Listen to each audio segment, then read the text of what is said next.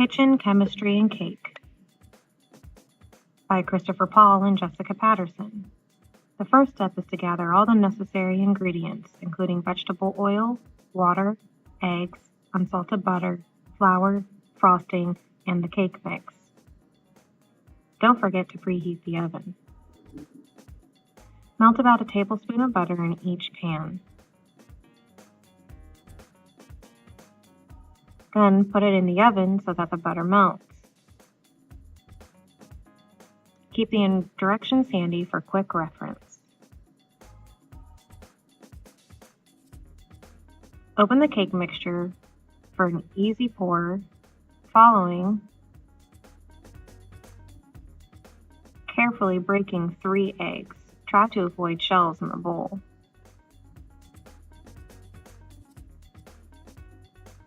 Then add the cake mixture, which is comprised of flour, sugar, baking powder, dry milk, and vanilla flavoring.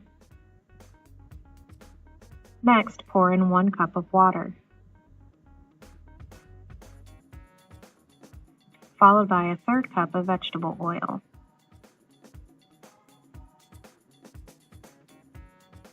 The next step is to stir the eggs, cake mixture, water, and vegetable oil together into the batter. Typically, you want to stir about 50 times or until the clumps are completely broken down.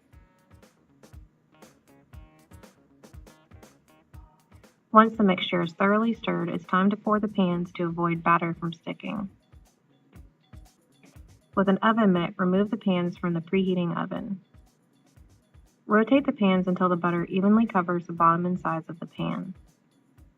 Next, lightly flour the pans and shake excess flour over your sink.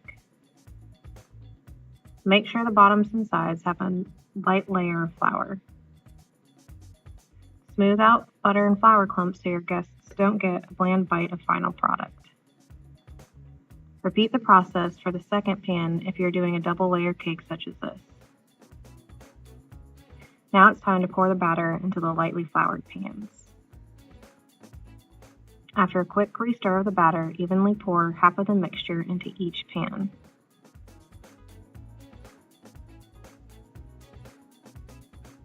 A spatula may come in handy to get every drop.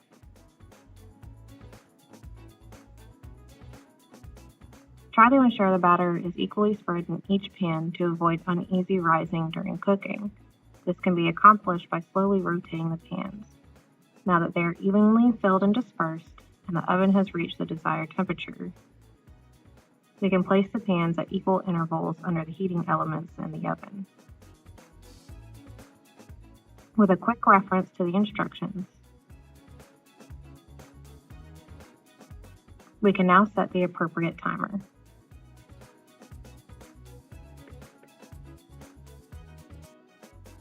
While it cooks, I clean my station.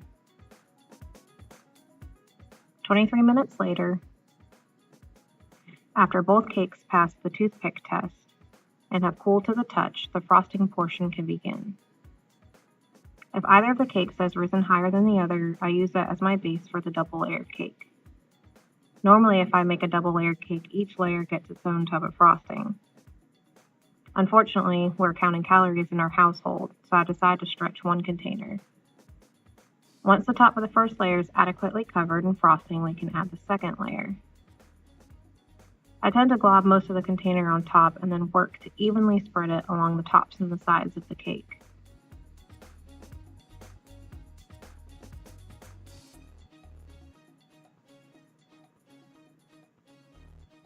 It definitely takes both time and patience for full frosting coverage.